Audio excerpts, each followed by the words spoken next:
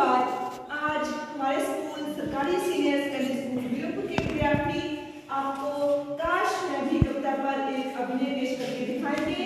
मुझे पूरी उम्मीद है कि आप सबको इनका ये अभिनय पसंद आएगा।